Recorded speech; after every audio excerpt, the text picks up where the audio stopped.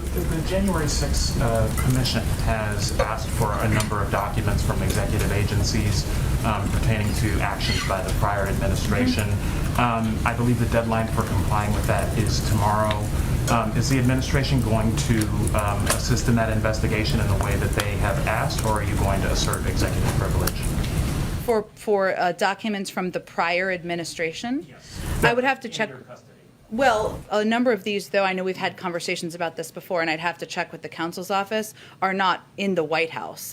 They are documents that often go to the archives or other localities that are not overseen by the White House, so I'd have to check and see what documents we would actually have access to here, or if there are other places, parts of government that would be the ones who would have control of these documents. I just want to check if the White House counsel is going to weigh in on that decision. Would your recommendation to those agencies be to comply or to assert executive? Again, if we're talking about documents in the National Archives, that wouldn't be our purview here. Those would be documents, and I think we've had discussions along these lines before. So I'd have to check on whether there is any applicability to anything we would have oversight of from this White House currently. And then one economic question: there was Labor Department data this morning that showed a record number of job openings, 10.9 million job openings.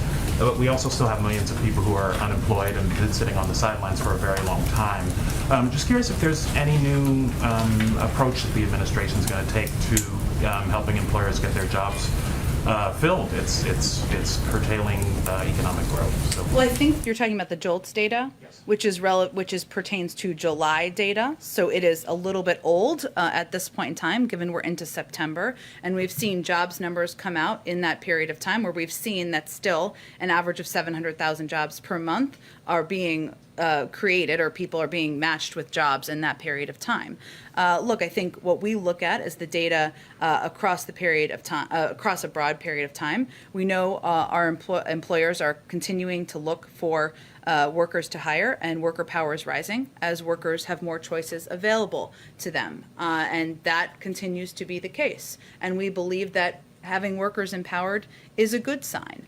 We are also seeing that we've created now to date 4 million new jobs, more jobs than any other administration in this period of time in American history. That's also a good sign. So I would say that as we look at our efforts here, we look at whether employers, or we recommend, of course, whether employers are offering a livable wage, whether they're offering benefits to attract workers, and we're also seeing continued positive signs in month-over-month trends as it relates to the economy and job creation. Go ahead.